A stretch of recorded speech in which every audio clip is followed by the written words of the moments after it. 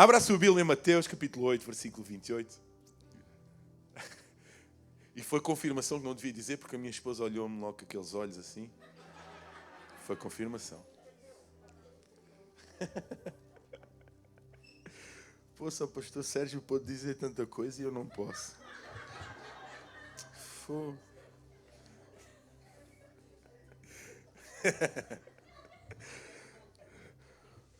Pronto. Amém. Mateus capítulo 8, versículo 28. E assumo que é uma mensagem, um tema que à primeira vista pode, no decorrer da exposição e da mensagem, poderá existir alguns pensamentos que, como é que é possível? Os mais conservadores, ou aqueles mais rigorosos ou exigentes nas Escrituras, na examinação da mesma, poderão ser, mas a verdade é que existe uma verdade. E a verdade não deixa de ser verdade em circunstâncias em que a mesma possa ser dita ou por quem possa ser dita. Verdade é sempre verdade, não importando quem a diz. Quantos estão a perceber o que eu disse? A verdade é sempre verdade, não importando da pessoa quem sai essa verdade. E vamos ver neste texto que isto se revela, que aquilo que eu estou a dizer agora está revelado nas Escrituras. Mas vamos ler. Mateus 8, versículo 28 a 29. E tendo chegado à outra margem, à terra dos Gadarenos, saíram-lhe ao encontro dois, vindos dos sepulcros, tão ferozes eram que ninguém podia passar por aquele caminho. E eis que clamaram dizendo: que temos nós contigo? A palavra do Senhor diz que estes homens que estavam possessos disseram: que temos nós, escuta, que temos nós contigo, Jesus, Filho de Deus. Vieste aqui atormentar-nos antes do tempo? Palavras daqueles dois homens endemoniados. Que temos nós contigo, Jesus, Filho de Deus. Vieste aqui atormentar-nos antes do tempo? Curva a tua cabeça. Pai, no nome de Jesus te damos graças pela tua palavra. Obrigado, Jesus, por falares muitíssimo através dela. Obrigado por ela ser luz para os nossos olhos.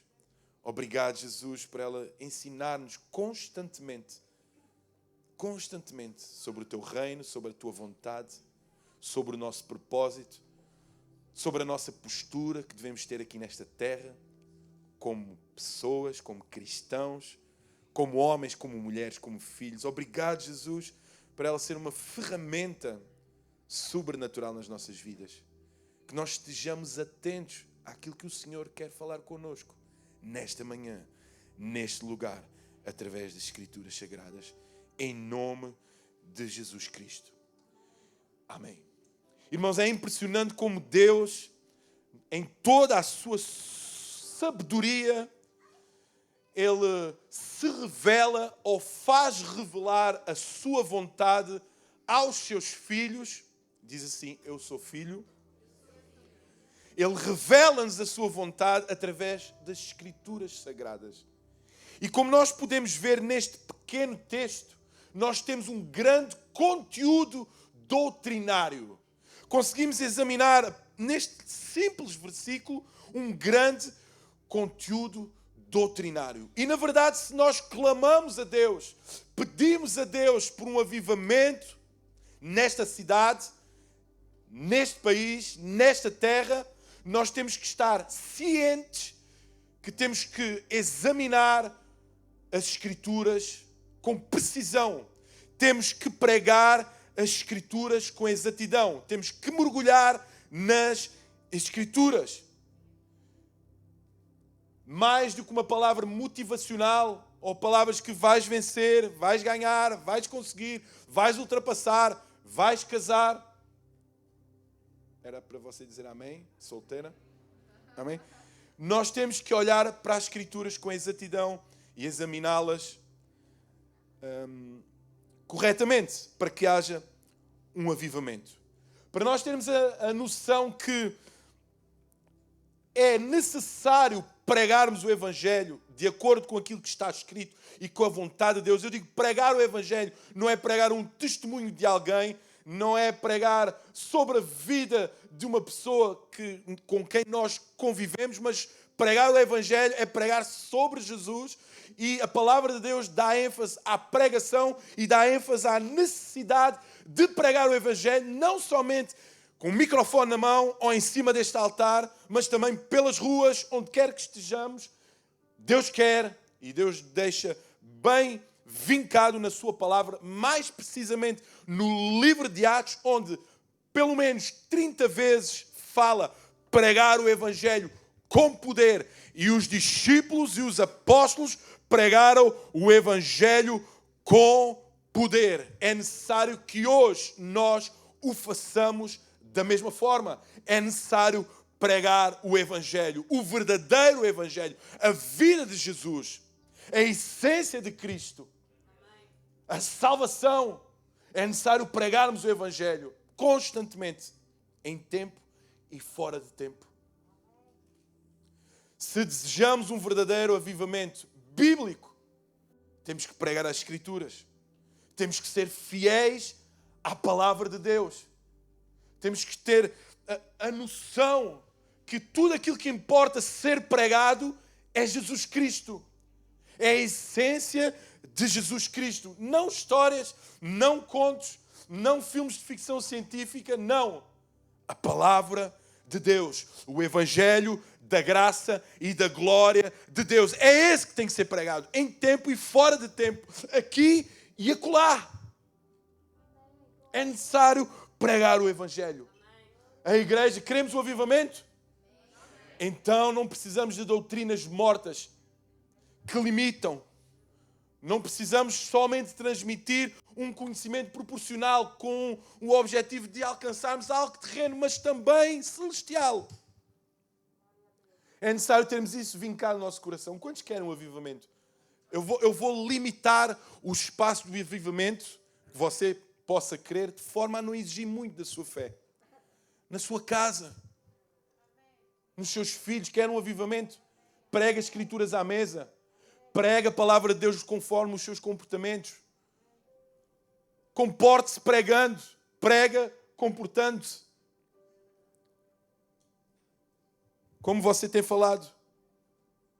Como você se tem expressado. Tem testemunhado Jesus. Tem reconhecido a divindade de Cristo. Tem reconhecido o poder de Deus nos seus comportamentos, nas suas palavras, no seu serviço na casa de Deus, no seu zelo na obra de Deus, o seu zelo para com o seu casamento, para com a educação dos seus filhos, na comunhão. Tem mostrado, tem revelado Jesus Cristo na adversidade, nos desafios, nas tempestades. Eu quero dizer, meu irmão, se tu desejares isso no teu coração e se todos nós cooperarmos para que isso aconteça, mais dia, menos dia, nós iremos ver os mortos ressuscitar. Os mortos espiritualmente ressuscitar. Porque nós queremos realmente ver grandes feitos. O morto, sair da catacumba, levantar. Quando esquecemos, quando existem muitos mortos no meio de nós. E esquecemos que eles precisam de ressuscitar, de se levantar. Quando nós desejarmos isso no nosso coração, nós vamos ver os olhos dos cegos abrirem-se. Claro que todo mundo quer ver um cego a pedinte na rua. Amém, glória a Deus. Mas quantos olhos estão aqui no meio de nós que estão fechados, cheios de lama, que não conseguem ver? O verdadeiro avivamento chega à igreja quando existe um povo que clama pelo seu nome e que deseja famintamente, desesperadamente, estar na presença de Deus. Quando esse avivamento chegar, nós vamos ver os aleijados, os coxos, os paralíticos andar. Mas claro, também seria bom vermos realmente, literalmente, os coxos, os aleijados. Mas quantos andam aqui mancos? Quantos andam mancos que não conseguem correr? Quantos andam mancos espiritualmente que não conseguem ver ou desfrutar de tudo aquilo que Deus tem? E neste texto nós vimos grandes verdades ditas por alguém que nós não esperávamos que dissesse. O pai da mentira fala grandes verdades neste texto. Jesus viaja de barco até uma cidade, juntamente com os seus discípulos, até Gadara. E ele encontra um homem possuído por demónios. E a Bíblia fala, e como nós acabamos de ler, eles estavam possessos, cheios de uma força inigualável. E neste texto, nesta passagem, nós vemos a narração de um encontro, de um diálogo dos endemoniados para com Jesus. Nós vemos que existe uma narração cheia de verdades ditas por alguém que nós jamais esperaríamos. Existe um encontro que poderá marcar a nossa vida hoje. Este encontro, que aconteceu há 2000 anos atrás, poderá fazer a diferença nos dias de hoje. A narração entre aqueles dois homens, Jesus e o endemoniado. Estas verdades ditas por aquele endemoniado, pelo pai da mentira, poderá fazer a diferença na tua vida no dia de hoje. Então, ao encontrar-se com Jesus, aquele demónio percebe que está em aflição. E percebe que Jesus vai expulsá-los. E ele começa a discursar. E é sobre esse discurso que nós vamos falar nesta manhã. Ao sentir-se ameaçado, o demónio discursa, prega, fala. E vamos ver algumas verdades. Amém? Primeira verdade que o demónio revela neste discurso. O demónio revela a doutrina da separação. O demónio diz: o que temos nós contigo? O que existe em comum entre mim, demónio, e tu, Jesus? O que é que nós temos em comum? Então nós vemos neste texto o demónio, o pai da mentira, a ensinar sobre santidade. Eu não estou a dizer que o demónio ou o pai da mentira, revelado através daquele homem, estava a incitar que nós sejamos santos, que ele esteja a incitar, porque aquilo que existe no coração dos demónios é a maldade. Mas a palavra de Deus é tão poderosa que ela em todo, na sua plenitude, tem poder para edificar. O papel principal nessa passagem talvez estivesse naqueles endemoniados. Que nós olharmos para eles, mas em que o que é que nós podemos aprender com aqueles homens? E nós aprendemos a doutrina da separação. O próprio demónio reconhece isso. O que temos nós contigo, Jesus. Não existe coexistência, não existe mistura. O que temos nós contigo. Olha o demónio a falar com Jesus, olha o demónio a falar com Jesus. O que temos nós contigo. Ele sabia que não havia igualdade, parceria entre um e outro. O demónio de maneira alguma queria o bem, o nosso bem, ou deseja o nosso bem. Mas na verdade ele aponta para algumas doutrinas que nós cristãos, nós homens e mulheres de Deus, temos que ter bem vincado, marcado no nosso coração. A doutrina da separação. Nós somos santos. E o que significa ser santo? O que significa ser santo? Agora estava preocupado. Ser santo significa ser separado. Ser separado principalmente disto, das trevas, do mal. Será que nós temos essa lição enraizada no nosso coração? Será que nós no nosso dia a dia nós dizemos: o que temos nós contigo, trevas? O que temos nós contigo, comportamentos mundanos? O que temos nós contigo, mentira? O que nós temos contigo, maldições, murmuração? O que temos nós contigo, comportamentos que não agradam a Deus? O que temos nós contigo, concupiscências da carne, prazeres da carne? O que temos nós contigo? O demónio reconheceu. O demónio sabia que não pertencia a este mundo celestial. O demónio sabia: o que tenho eu contigo. E na verdade eles reconhecem que não existe um terreno comum, uma propriedade comum, em que possam existir trevas e luz. Em outras palavras, o demónio quis dizer: o que tu tens a ver connosco, Jesus? E porquê? Porque o que é que tu tens a ver connosco? Tu és santo, tu és luz, tu és justo. Nós somos injustos, nós somos caídos, nós somos trevas. Portanto, Jesus, não há parte do justo com o injusto, não há comunhão das trevas com a luz. E é isso que o demónio está a dizer, é isso que o demónio está a reconhecer. Onde é que eu quero chegar com este ponto e com esta verdade? Estamos nós a conseguir reconhecer que nós não temos parte com as trevas. Quando eu falo de trevas, não falo só lago de enxofre, com efeitos pirotécnicos. Não, existem comportamentos nos dias de hoje que se identificam com as trevas. Que temos nós contigo. Reparem que o demónio sabia fazer a distinção entre luz e trevas. Nós somos trevas, nós somos anjos caídos, nós somos demónios, nós somos a tua oposição, nós somos os teus adversários. Tu, Jesus, tu és luz, tu és justiça, tu és o bem, tu és a paz. Nós não temos nada a ver um com o outro. Repara que os demónios sabiam fazer esta distinção. E a pergunta que eu quero deixar no ar: será que nós sabemos fazer essa distinção? Será que nós temos tido a capacidade de fazer essa distinção?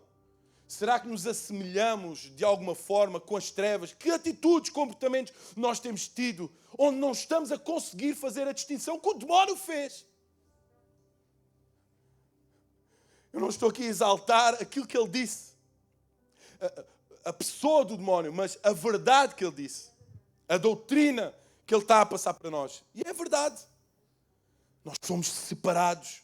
Ezequiel 22, 26 diz o seguinte: os seus sacerdotes transgrediram a minha lei e profanam as minhas coisas santas. Entre o santo e o profano não fazem diferença. Nem discernem o impuro do puro, e de meus sábados escondem os seus olhos, e assim sou profanado no meio deles. Quem não sabia fazer distinção neste texto? Os sacerdotes.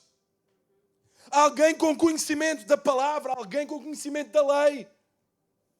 Não sabiam fazer distinção daquilo que era santo e profano. Estamos nós atentos a isso? O Senhor neste texto exorta poderosamente a geração anti-cativeiro.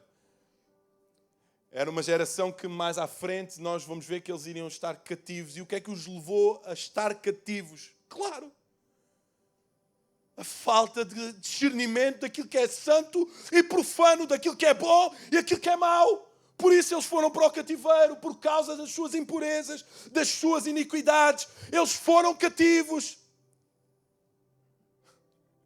Estamos nós a um passo do cativeiro ou não?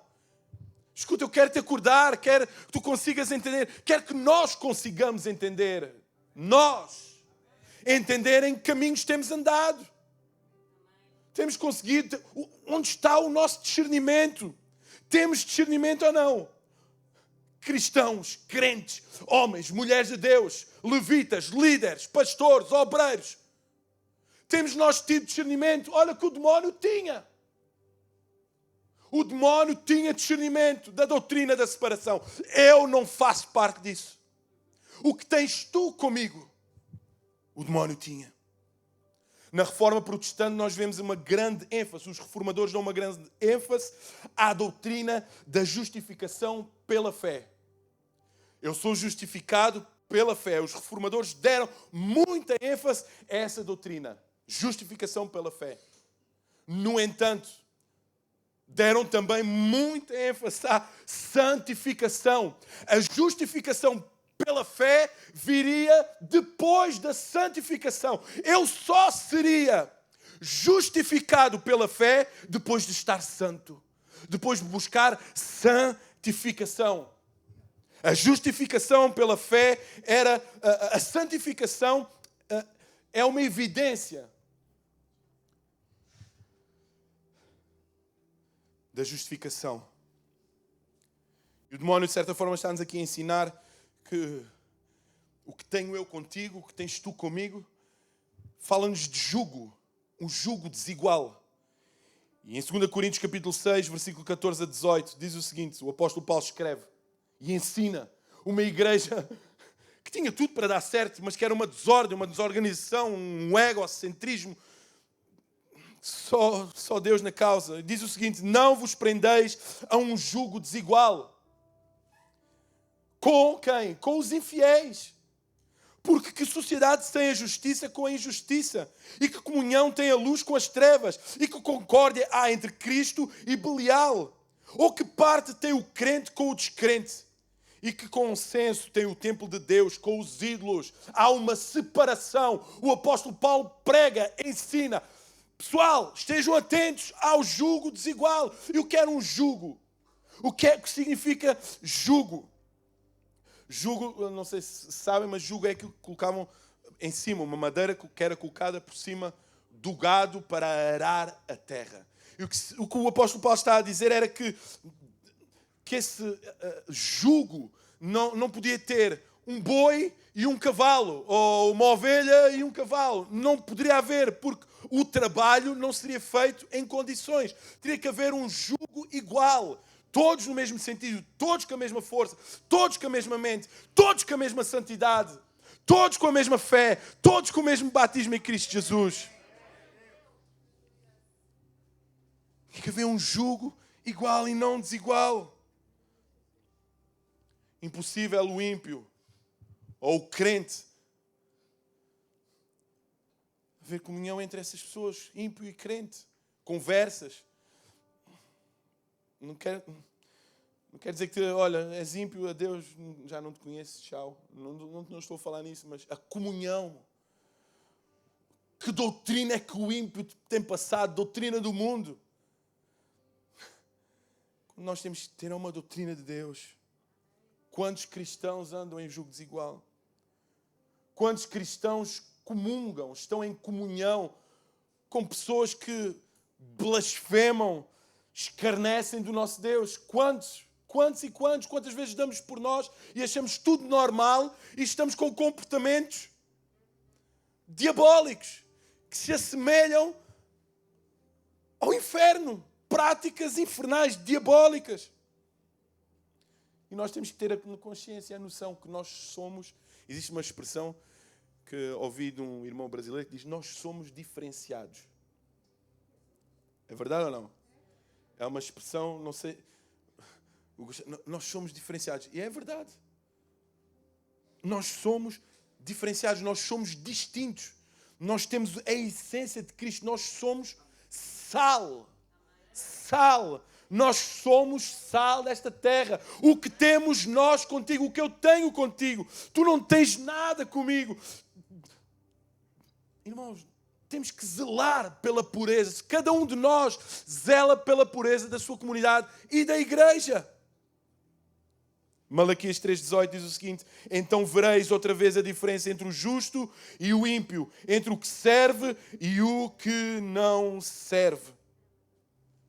Deus está no seu alto trono, bem lá em cima, a olhar para nós.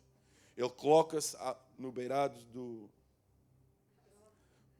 lá da varanda dele.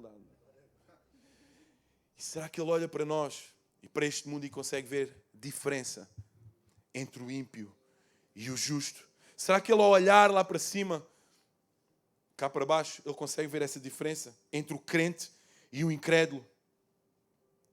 Temos de estar alertas em relação a esta doutrina de separação. É esta doutrina que o que tenho eu contigo, trevas, o que tenho eu contigo.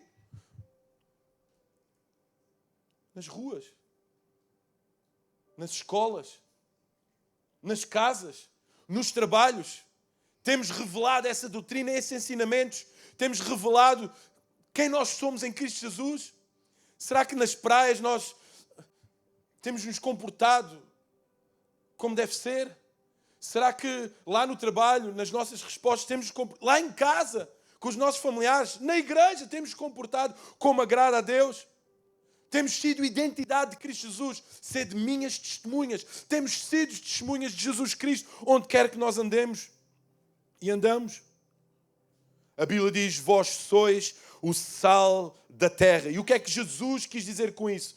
Ao chamar-nos sal, ao dizer que nós somos sal. O sal tem particularidades, tem propriedades peculiares. É um elemento distinto de qualquer outro. Quando Jesus diz, vós sois o sal da terra, o que significa, no grego, ser sal da terra, significa somente vós sois. Exclusivamente vós sois. Ninguém além de vós sois o sal da terra. Sal, às vezes olhamos, é uma coisa sem valor, é para temperar a carne. Não, exclusivamente. Vocês têm propriedades exclusivas. Somente vocês, cristãos, meus filhos, sois o sal da terra. Então, Jesus coloca-nos numa posição, numa categoria distinta e única na face desta terra. Tu tens uma característica especial.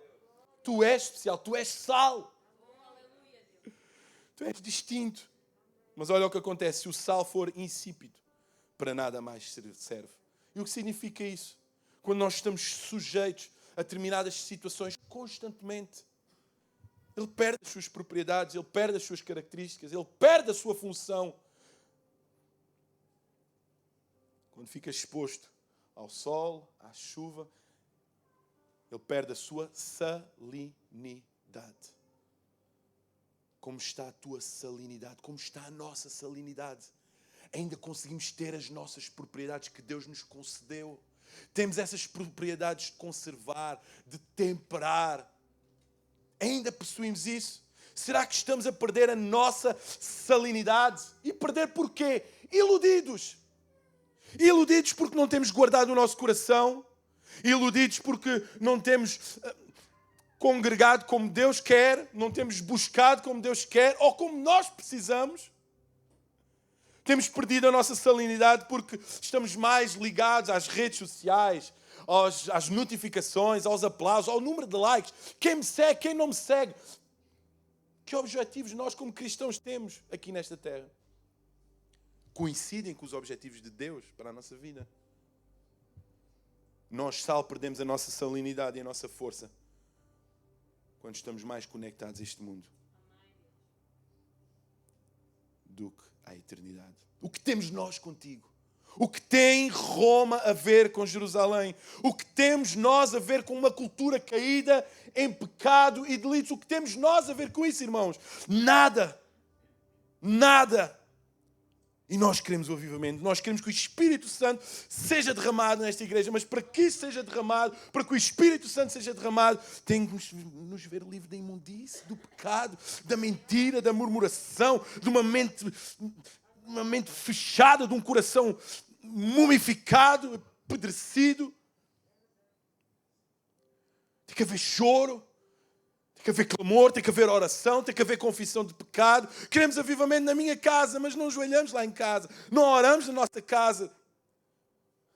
Tem que haver separação, segundo a verdade que o demónio revela neste texto.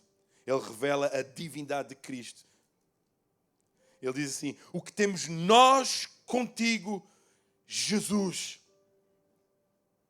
O que temos nós contigo. O demónio revela que tem conhecimento em quê? Em cristologia. O que temos nós contigo, Jesus. E Jesus, se nós formos perguntar a Jesus, de um lado, eu acho que até em Marte devem conhecer Jesus. É o nome mais falado, mais procurado, onde quer que tu entendas. Em qualquer país, falem Jesus. Podem dizer que Jesus foi somente um homem, foi um profeta, foi um político, foi uma pessoa, mas toda a gente conhece o nome de Jesus. Filósofos conhecem, ateus conhecem, católicos conhecem, afrodescendentes conhecem, todos conhecem, todo mundo conhece Jesus. Jesus dividiu as eras, dividiu a história, ele é conhecido. Só que o demónio não diz o que temos nós contigo, Jesus. Ele continua. vírgula, Filho de Deus. O demónio sabia, tinha conhecimento da divindade de Cristo. Ele era Filho de Deus. O que temos nós contigo? Jesus, Filho de Deus. Ele sabia que aquele homem não era um homem qualquer. Ele sabia que aquele homem não era um homem somente com pernas, cabelos, olhos, ouvidos. Não, ele era o Filho de Deus. Atos 19:15. O demónio tinha conhecimento da divindade de Cristo. Tinha conhecimento da sua divindade. Em Atos 19:15, o livro de Atos relata-nos o acontecimento onde os filhos do sacerdote Seva vão tentar expulsar um demónio.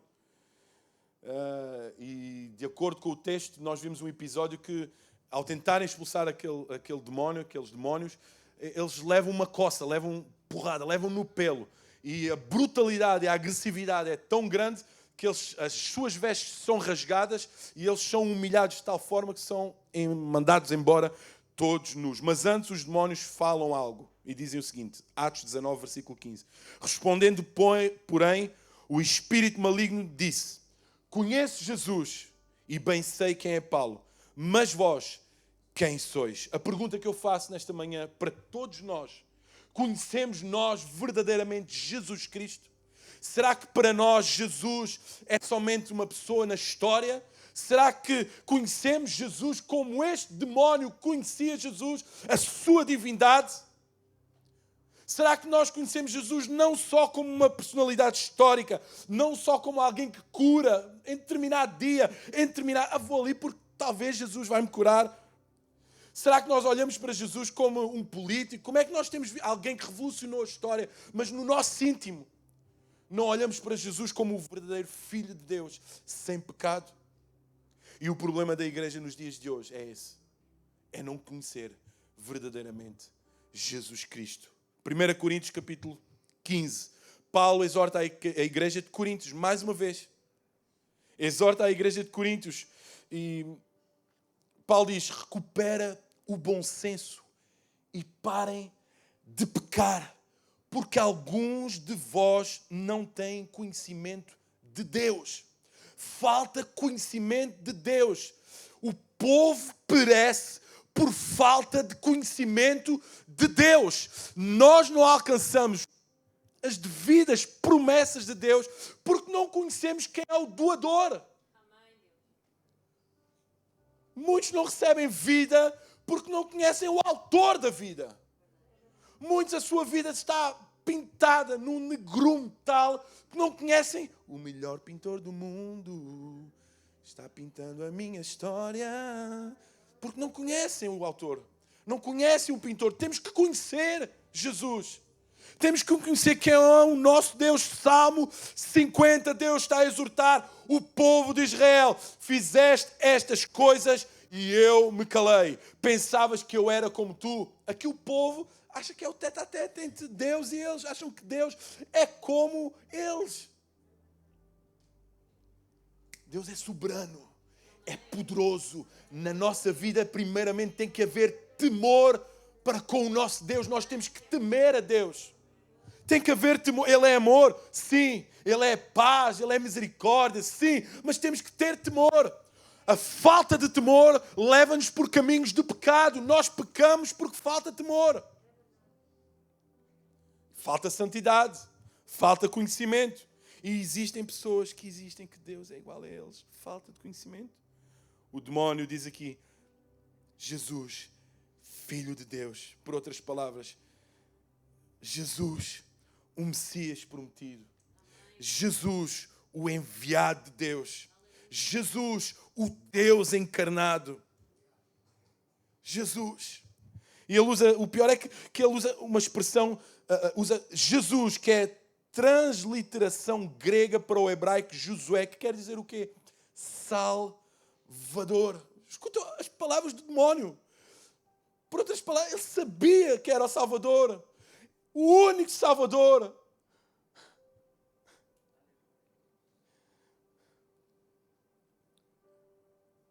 O demónio estava a dar a devida honra, sem se aperceber disso. Indiretamente, ele estava a dar a Jesus a honra. Temos nós dado honra a Jesus? Temos nós buscado conhecer Jesus? Temos nós como pais, temos procurado, conhecemos nós Jesus verdadeiramente? Conhecemos nós a natureza de Jesus? Conhecemos a divina natureza de Jesus? A hipostática natureza de Jesus? Que é 100% homem, 100% Deus, que coexistem num só ser. Conhecemos nós essa natureza de Jesus? Num só corpo, ele é 100% homem e 100% Deus. Eu quero dar um exemplo desta manifestação de 100% homem e 100% Deus em um versículo só. Quando Jesus entra no barco com os seus discípulos e a primeira atitude, a primeira ação que ele tem é entrar no barco e descansar, verdade? 100% homem. Vem um vendaval, uma tempestade e os discípulos ficam atormentados, apavorados. Ele levanta-se e diz: tempestade, acalma-te. 100% Deus. Conhecemos nós essa divindade, conhecemos essa natureza de Jesus, conhecemos nós os ofícios de Jesus Cristo.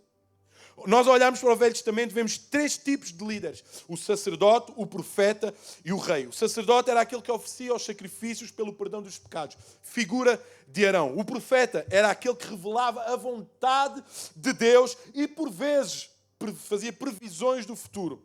Exemplo de um profeta, Isaías. O rei, um exemplo de Davi, era aquele que governava, era o chefe máximo da nação, que regia o povo com justiça.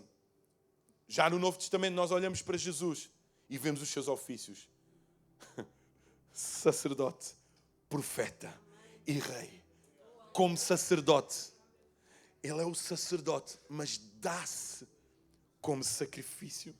Como profeta, ele vem revelar a vontade do seu Pai, anunciar o seu reino. Como rei, ele veio dar-nos a conhecer o seu reino. O seu reino que não é momentâneo, temporário, é eterno. Dura para todo sempre. Sacerdote, profeta e rei é o nosso Jesus. E nós temos que conhecer essa divindade do nosso rei, do nosso mestre. E na pessoa de Jesus combinam-se essas 3 funções. O demónio sabia: Jesus, Filho de Deus. Estamos nós a dar a honra ao Senhor. Que possamos dar essa honra. Jesus, Tu és Filho de Deus. O Filho do Deus Altíssimo. Aleluia. Que nós possamos reconhecer o nosso Deus, o nosso Jesus. Lembremos que a Bíblia fala sobre este homem. Ele não é um homem histórico.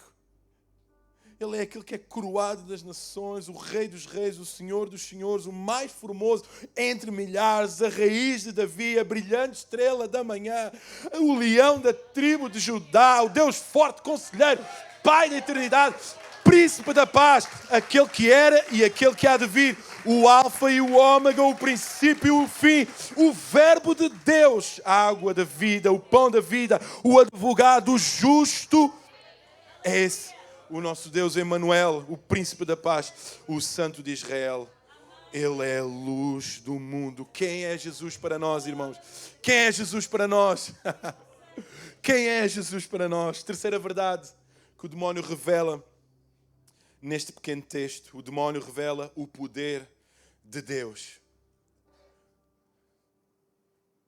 Doutrina da separação, a divindade de Cristo e o poder de Deus. Olha a verdade. Que poder tem este Deus? O demónio diz: vieste aqui atormentar-nos.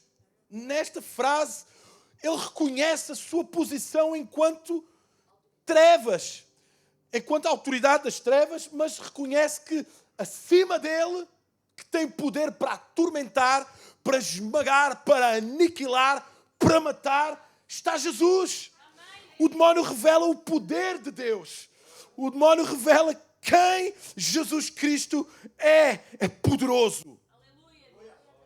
E no grego tem um sentido literal de tortura em um exame judicial. Vieste aqui para torturar-nos, vieste aqui para esmagar-nos, vieste aqui para aniquilar-nos. De forma simples e prática, o demónio reconheceu a sua submissão ao poder de Jesus. Jesus tem poder. Há poder no nome de Jesus. Escuta, levanta os teus olhos. Muitas vezes nós olhamos para o panorama global, quer da comunidade, quer da cidade, quer do país, quer da nação.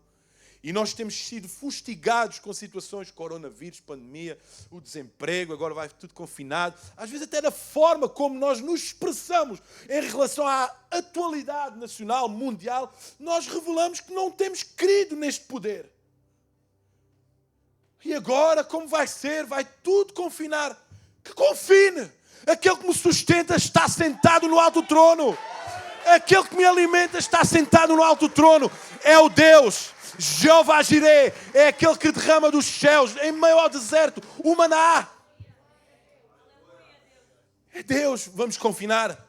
Assim seja. Oremos para que logo as coisas abrem e corra tudo bem, que o vírus desapareça. Mas estamos confinados. Amém. Se o apóstolo Paulo conseguiu estar numa masmorra marmetina lá fechado, orava, clamava, escrevia, incentivava, motivava. Nós não conseguimos estar na nossa bela casa, com televisão, com Netflix, com isso tudo. Meu Deus do céu. Se calhar o grande problema está aí, no conforto. Se calhar o grande problema e o estado da igreja nos dias de hoje está aí. O conforto que este mundo nos oferece. Nós esquecemos do conforto que o Pai nos concede. Colocamos, não, isto é eterno, mas eu quero desfrutar agora. Muitas vezes procuramos soluções em pessoas, em livros, em outros lugares, em outros deuses. Procuramos ídolos. Mas quando a verdadeira solução está em Jesus e no conhecimento do seu poder. A palavra de Deus revela o poder do Senhor. Aquilo que Ele fez, aquilo que Ele faz, irá fazer. Nós já testemunhámos aqui, já falámos sobre alguns testemunhos de curas, de prosperidade, alguém que prosperou, alguém que teve um livramento. Que mais? Que é necessário mais? Fogo de artifício lá fora? Não! A palavra do Senhor já nos revela o seu poder. E existem muitos de nós que temem o poder de Deus, que temem o diabo. Que, meu Deus, e agora? Andam aflitos, o que é que o diabo vai fazer? E agora? E agora? Como Deus andasse ali numa luta, não é MMA, é isso? MMA, não é?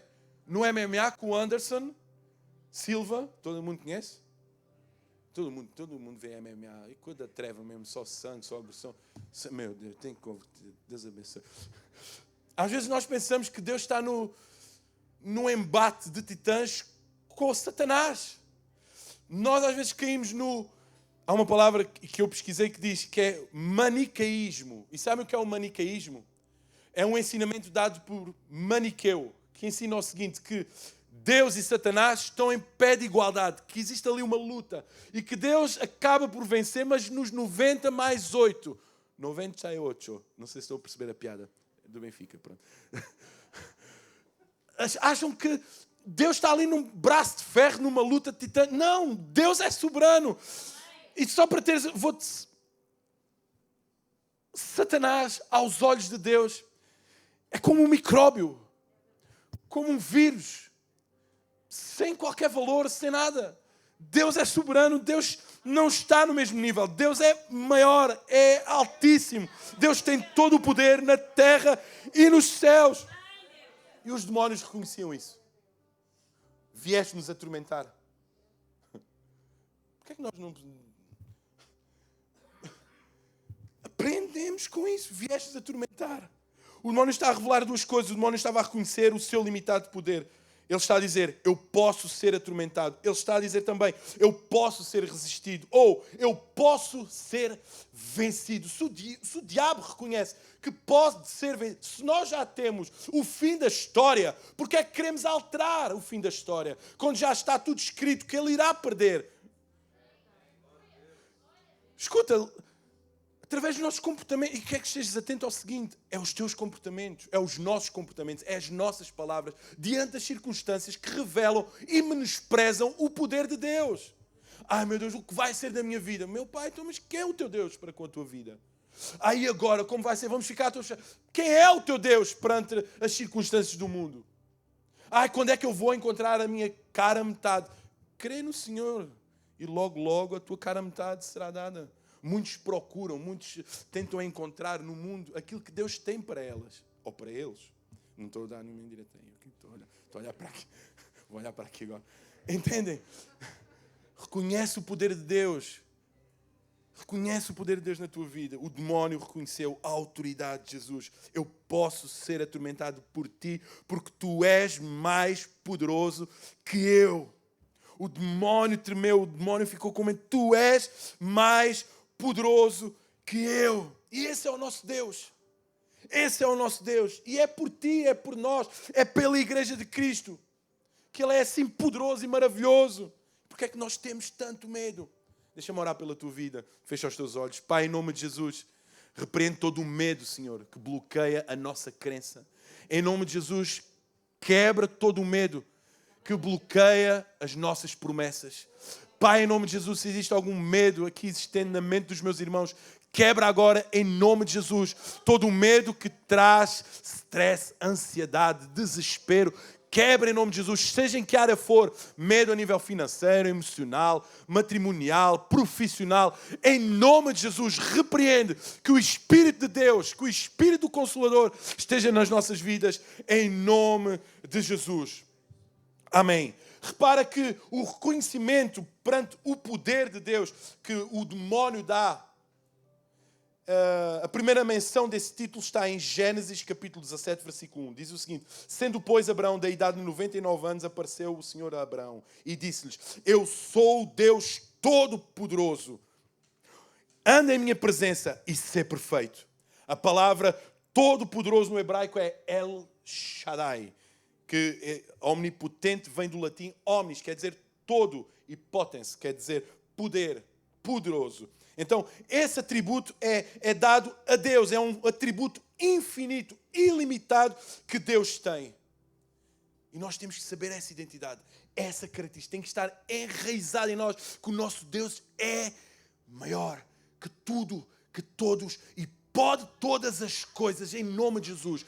Tens 3 dias de vida, Deus pode curar. Tens 1 dia de vida, Deus pode curar. Estás falido, Deus pode prosperar. Não tens nada, Deus pode encher os teus celeiros, fazer transbordar os teus lagares, em nome de Jesus. A tua família ainda não é salva, pelo poder do Espírito Santo, ela irá ser convencida pelo Espírito Santo, em nome de Jesus. Se Paulo e Silas no cárcere evangelizaram o carcereiro, nós também temos a capacidade. Se as cadeias quebraram naquele lugar, nós também o podemos fazer. O demónio fala também de escatologia. Vieste-nos atormentar antes do tempo. Que tempo era este? O demónio está a falar da segunda vinda de Jesus. O demónio acreditava no arrebatamento, ele acreditava no juízo final. E quando ele fala antes do tempo, que tempo este demónio estava a dizer? O tempo do fim. O fim de tudo. O tempo que irá determinar o juízo dos demónios. Ele sabia que mais dia, menos dia, tudo iria terminar. Ele iria ser derrotado.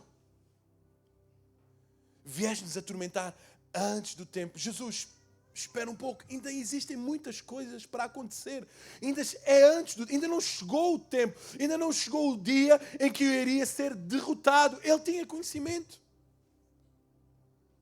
Ele acreditava. Ele acreditava. Apocalipse 20, versículo 10. E o diabo que os enganava foi lançado no lago de fogo e enxofre, onde está a besta e o falso profeta, e de dia e de noite serão atormentados para todo o sempre. E aqui o demónio está a fazer referência a este texto. Ele sabia que este dia irá chegar. Senhor, vens atormentar-nos antes do tempo. Acreditamos nós nisto. Acreditamos que chegará um dia em que nós iremos ser julgados, iremos estar diante de um trono. Acreditamos nós que o arrebatamento virá. Acreditamos nós na segunda vinda de Cristo. Acreditamos nós em tudo isso. Como está a nossa mente e o nosso conhecimento em relação a isso? Que o diabo tinha conhecimento. Nós cristãos, nós filhos, conhecemos tudo aquilo que irá acontecer. Satanás acreditava no julgamento divino. Ele sabia que as nações seriam julgadas. Sabes que um dia será julgado? Temos nós consciência que irá chegar o dia do juízo final. Para terminar, eu gostava de deixar uma frase que as duas se completam, ditas por duas personalidades que são conhecidas por todos, ou por grande parte de nós. Dwight Lyman Moody diz: sabem porque é que as igrejas estão a esfriar? E Winston Churchill diz o seguinte: sabem por que motivos as igrejas em Inglaterra estão a esfriar? E eles enumeram: porque tiraram dos púlpitos a doutrina do inferno, a doutrina do julgamento, a doutrina do céu. Sabem o que é que fazem encher nos dias de hoje as igrejas? Grandes eventos, grandes espaços, grandes LEDs, grandes pregadores, reconhecidos por todo o mundo. Não menosprezo o conhecimento que eles têm para com Deus. O que eu quero dar ênfase é à forma como nós temos seguido essas personalidades. Somos nós atraídos pela palavra ou pelo homem que vem pregar a palavra? Somos nós atraídos pela presença ou pelo ambiente que a fumaça e as luzes fazem? O que falta na igreja é olhar para as Escrituras e ter a real noção que nós andamos aqui por Cristo. Pregar o Evangelho de Jesus. Ele disse: amai-vos uns aos outros. Preguem a palavra, ensinem. Não é preciso mais nada. Nós olhamos para a igreja de Atos e vimos o reflexo. Aquilo que traz conhecimento é a comunhão, é a unanimidade entre os irmãos, é a partilha. Não é preciso mais nada para haver conversões. Quanto mais eles eram unânimes, quanto mais eles estavam unidos, quanto mais eles chamavam uns aos outros, repartiam, vendiam e partilhavam uns com os outros, mais a igreja conhecia. Onde andamos nós com a nossa cabeça? Hoje pregamos, o pessoal para encher, palavra de vitória, o culto da vitória. O culto de curas, o evento de milagres e maravilhas. E se não houver um milagre e uma maravilha? E se for eu novamente a pregar, será que a palavra muda? A palavra de Deus é diferente? Prega aqui quase todos os domingos. Como está o teu coração em ouvir a mensagem, não o mensageiro? Você vem a ouvir o mensageiro ou a mensagem? Temos que criar. Os pastores nos dias de hoje entram em colapso. E não é puxar a brasa à nossa sardinha, não é nada disso. Entram em colapso a nível mundial porque tentam arranjar formas para agradar as ovelhas. Tem que ter uma parede preta hoje para mudar. Tem que ter uns LEDs, tem que inovar, tem que ter um templo maior. Se não tivermos um templo maior, não crescemos.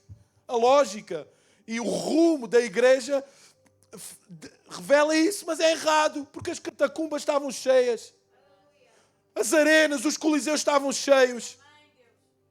As perseguições eram mais que muitas. Eles não queriam lá somente, eles queriam seguir Jesus. Hoje nós temos muitos desejos carnais e esquecemos da promessa eterna. O que te levou a dizer, o que te trouxe até aqui hoje? Cultuar a Deus ou a rotina? Ou a consciência? Vamos ficar de pé.